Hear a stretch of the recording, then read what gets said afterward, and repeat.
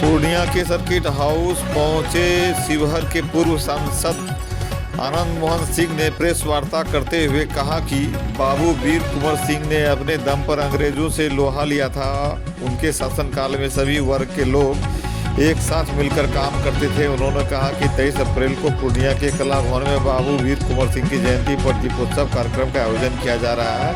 आनंद मोहन ने बिहटा में बन रहे एयरपोर्ट का नामकरण बाबू वीर कुंवर सिंह के नाम पर करने की केंद्र और राज्य सरकार से मांग की। उन्होंने कहा कि पटना में कुंवर सिंह के नाम पर स्मारक बनाया जाए। तेजस्वी यादव पर निशाना साधते हुए कहा कि जब ये नीतीश कुमार के साथ रहते हैं तो सीएम चाणक्य नजर आते हैं और पाला बदलने पर यही नीतीश कुमार इन्हें पलटू राम दिखने लगते हैं। आनंद मोहन ने संसद में भाषाई गरिमा का ख्याल रखने की अपील की। इसके लिए उन्होंने केंद्र सरकार से सख्त कानून बनाने की अपील की ताकि कोई भी किसी तरह की अमर्यादित भाषा का इस्तेमाल न कर पाए। वह पूर्णिया सांसद पप्पू यादव के बारे में दिए गए बयान को मीडिया के द्वारा तोड़ मरोड़ कर पेश किए जाने के मामले पर मीडिया के सवालों का जवाब देते हुए उन्होंने कहा कि ऐसा कुछ भी नहीं है, यह तो सिर्फ मीडिया का काम है जो किसी भी बातों को तोड़ मरोड़ कर पेश कर दिया करते हैं, क्योंकि वह तो स्वतंत्र है भाई। लेकिन मेरा मानना है कि किसी भी बातों को इस तरीके से तोड़ मरोड़ कर पेश किसी भी मीडिया भाइयों को नहीं करना चाहिए। और पूर्णिया सांसद पप्पू यादव के बारे में उन्होंने कहा कि वह तो मुझसे 12 साल छोटा है, इसलिए वह तो मेरे अनुज के जैसा है। वही मीडिया द्वारा पूछे गए सवाल वक्त बिल पास हो जाने के बारे में उन्होंने कहा कि माननीय लालू जी 2010 में खुद संसद में इस सवाल को उठाए थे। यह सब सरकार के सोचने की बात है, मुझे इस पर कोई टिप्पणी नहीं करना। धन्यवाद। 2025 बाबू वीर कुंवर सिंह विजयोत्सव के मौके पर पूर्णिया के अभी तक जो तय हुआ है कला भवन, संभव है ये कुछ समय बाद हम लोग स्थिति परिस्थिति को उपस्थिति खास करके देख के इसको चेंज भी कर सकते हैं, लेकिन फिलवक्त जो तय हुआ है कला भवन है। बाबू वीर कुंवर सिंह विजयोत्सव समारोह पूरे कोसी और पूर्णिया प्रमंडल को लेके हम लोग करने जा रहे हैं। बाबू वीर कुंवर सिंह किसी परिचय के मोहताज नहीं है। 1857 के गदर में उनकी भूमिका किसी से छुपी हुई नहीं है। गुलाम भारत में गदर के दौरान सर्वाधिक भूमि पर अंग्रेजों के छक्के छुड़ाकर उन्होंने कब्जा जमाया था और सबसे लंबी अवधि तक एक सेकंड कौन पीछे में हल्ला कर रहा है तब से उन्होंने स्वतंत्रता का परचम ब्रिटानिया हुकूमत के खिलाफ लहराने का काम किया, जिनके बारे में जेम्स टॉड जो अंग्रेज इतिहासकार थे उन्होंने कहा कि अगर गदर के समय बाबू वीर कुंवर सिंह की उम्र 10 साल छोटी होती तो शायद 1857 में ही भारत आज़ाद हो जाता। 80 वर्षों की उम्र में जब लोग अपने पैरों अपने दम पर सीढ़ियाँ नहीं चढ़ सकते, उन्होंने कई युद्धों का नेतृत्व किया और लखनऊ से लेकर आसनसोल तक इतने बड़े भूभाग पर सबसे लंबी अवधि तक उन्होंने स्वतंत्रता का झंडा लहराया। वो किसी जाति, किसी संप्रदाय, किसी बिरादरी, किसी धर्म के ही प्रतीक नहीं थे। उनके दरबार में, उनकी जमात में हर वर्ग के लोग थे। चंभित नाम के अगर दलित थे तो कोई विप्र भी थे उनके मंत्री,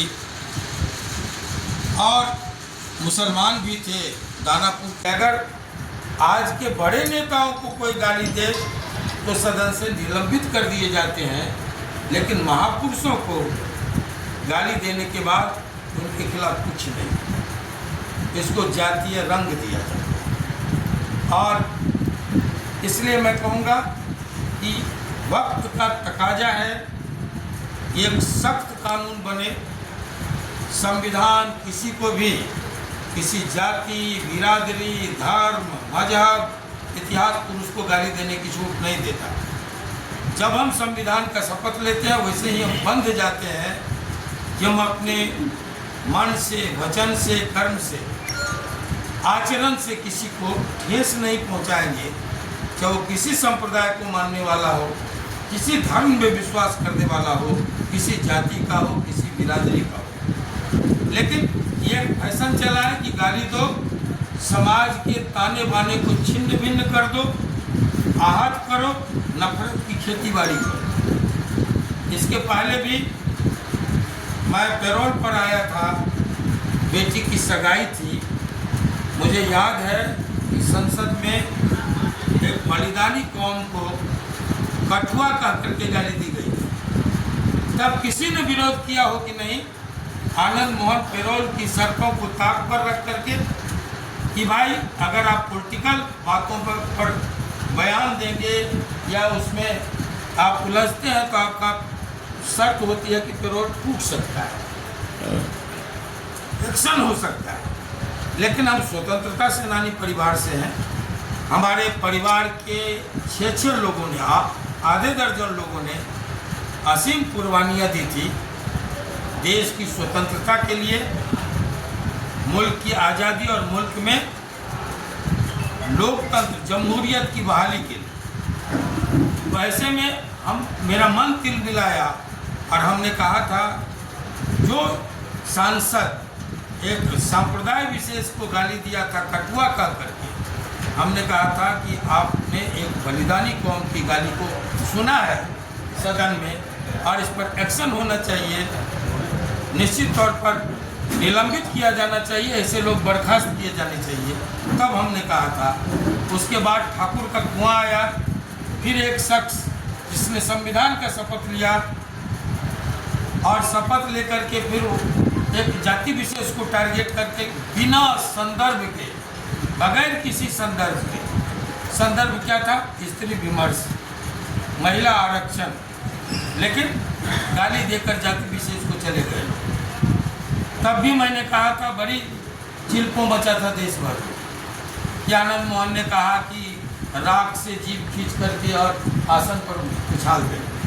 साथियों, अगर वाल्मीकि की कविता प्रतीकात्मक थी तो आनंद मोहन का ये शब्द भी मुहावरा है, राख से जीभ खींच करके उछाल देना, ये भी मुहावरा है। मैं साहित्य से जुड़ा हुआ व्यक्ति हूँ, मेरी लिखी कहानी पाठ्यक्रम में शामिल है, मेरी लिखी किताबें संसद के ग्रंथागार की शोभा बढ़ा रही है, मेरी लिखी पुस्तकें इस हिंदी जगत के मानक प्रकाशन राजकमल से प्रकाशित होते हैं। इसलिए मैं साहित्य को जीता हूँ, मैं साहित्य का अध्येता हूँ, मैं साहित्य को जानता हूँ।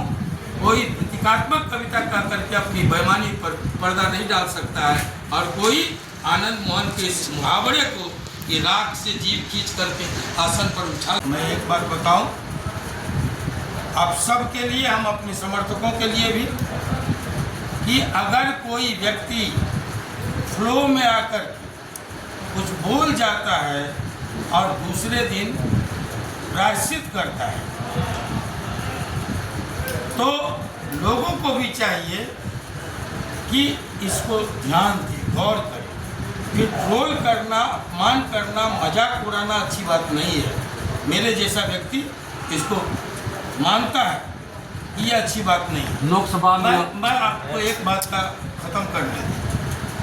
मैं आपको बताऊं, मैंने बजाबते प्रेस सोशल मीडिया पर डाला कि आदमी अगर गलती करे एहसास हो, माफ़ी मांगे, प्रायश्चित करे। तो ऐसे लोगों को ट्रोल नहीं करो, मजाक मत बनाओ, अपमानित मत करो। फड़िया लेने के बाद भी कहीं से भी नहीं, ये आप कहीं से भी मैं चैलेंज करता हूँ। खबरें चली हैं, खबरें आप चला सकते हैं, आप भी हम बोलेंगे कुछ, आप कुछ भी चला सकते हैं, यही तो फ्रीडम है।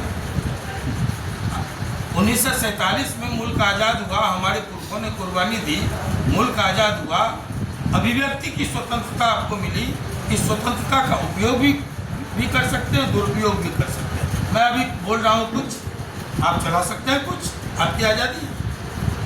लेकिन आप जब भी ऐसा चलाएंगे, आप प्रेस पर प्रश्न कराएंगे। आप दिखाइए कहीं हमारे शब्दों में कि फड़िया लेंगे पूर्णिया, आप दिखा दीजिए, मैं राजनीति छोड़ दूंगा। नहीं, आप सर बोले थे क्या? नहीं हम दिखाते हैं क्या बोले थे? हाँ, फड़िया नहीं लेंगे, ऐसा बात आप नहीं बोले थे। हेडलाइन चला था। अरे भैया बात वो हेडलाइन चलाए, आप चला सकते हैं कुछ भी हेडलाइन। आप सर बोले थे हाँ। कि चलिए कोई बात नहीं है, आपने ऐसा किया, ये नहीं होना चाहिए, लेकिन मैं पूर्णिया आ रहा हूँ।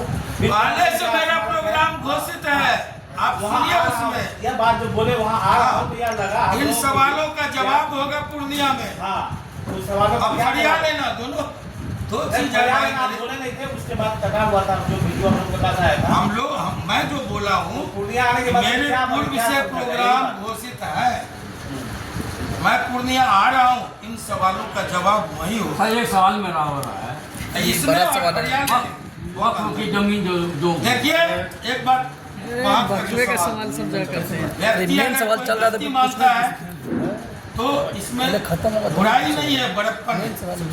इस देश में एक गांधी नाम के व्यक्ति हुए जो अपनी गलतियों से सबक लेके प्रायश्चित करके बड़े हो गए, विश्व मानव हो गए। मैं कहूँगा कि रामजी लाल सुमन को भी पूर्णिया सांसद से सबक लेना चाहिए और सॉरी बोलना चाहिए। सर फ्लो में तो ना हम कभी दोस्त रहे, नहीं देखे गए हैं आप लोग साझा कई जगह। ये आप हमारे दोस्त हैं, आपसे अच्छी बात कर लें, दोस्त नहीं हो, वो हमारे अनुज हैं। अनुज और दोस्त में अंतर होता है। आप उन्हीं से पूछिए, हम 12 साल बड़े हैं भाई, 12 साल बड़े हैं, हम सीनियर हैं, वो हमारे अनुज हैं, अनुज रहे हैं। सर्वपक्ष संशोधन बिल जो पास हो गया, उससे पूछिए। मैं सिर्फ इतना जानता हूँ, सेकुलरिज्म के झंडा बरदार 2010 में उसी संसद में बोले थे ये ढीला ढाला लुंज पुंज बिल है और सख्त कानून की जरूरत है, बहुत मिसयूज हो रहा है। कौन बोले थे? लालू प्रसाद जी बोले थे 2010 के इसी संसद में। और उन्होंने उदाहरण दिया था बेली रोड का, उन्होंने डाक बंगला का, अन्य जगहों का, सिर्फ पटना में कितना दुरुपयोग हुआ है। आप उनसे पूछिए ना, जो लोग समर्थन दे रहे हैं, विरोध कर रहे हैं, उनसे। ये उचित है कि नहीं, ये बताइए, ये मुनासिब हुआ कि नहीं वो हुआ? आप समीक्षा कीजिए, वो इतिहास समीक्षा करें। सर ये है नीतीश कुमार के हाथ कमजोर है क्या? नहीं, विपक्ष अभी आरोप लगा रहा है कि सरकार कोई और चला रहा, अधिकारी जो पीछे चला रहे हैं नीतीश कुमार सही नहीं है। चलिए, जब वो साथ थे उनसे पूछिए जो सवाल, जब वो साथ थे तब कौन सरकार चला रहे थे? नीतीश कुमार चला रहे थे कि कोई और चला रहा? देखिए, खट्टे अंगूर कौन खाए? जब निकलेंगे तो कहेंगे पलटू चाचा, हम जान रहे भोल्टू और भतीजा लोगों को जो घुलट घुलट के जाता है डिप्टी सीएम बनने के लिए, जाता है कि नहीं जाता, और कहते हैं पलटू चाचा।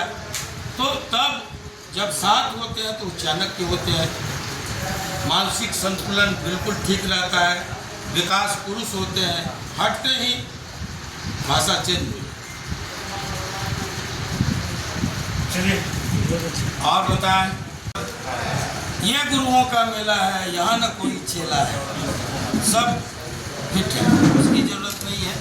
हम लोग जो बात है, देखिए सहरसा कर्मभूमि है, जन्मभूमि है आपका, वहाँ से भविष्य में आनंद मोहन या उनके परिवार के लोग या उनके कोई बहुत करीबी लोग वहाँ से करेंगे? हैं, अभी भी लोग हैं। साहित्य में कुछ नया असर आ रहा है क्या? हाँ, अभी 3-4 पुस्तकें चुनाव के चलते ये अभी रुका हुआ है। 3-4 पुस्तकें प्रकाशनाधीन हैं जो अतिशीघ्र चुनाव के तुरंत बाद आएगा, हम सबके सामने। मेरी जेल डायरी भी 2 खंडों में है, तो वो भी होगा। उसके बाद कारागार की कहानियाँ हैं, वहाँ जो लोग निरपराध लोग आए और हमने जो पाया कि 85% लोग निरपराध हैं। कुछ ऐसे लोग हैं जो क्षणिक गुस्सा में भाई भाई पर फरसा चला दिया, कोई हथियार उठा के मार दिया, जिंदगी भर प्रायश्चित कर रहा है। ये पेशेवर अपराधी नहीं है। और वो कानून भी अपराध के लिए लोगों को मजबूर कर रहे हैं, जो लोगों को बेरोजगार बनाते हैं। तो ये सिर्फ बहुत सी कहानियां हैं, उन सब की आप बीती जेल की जो प्रकाशित होंगी, कारागार की कहानियां हैं।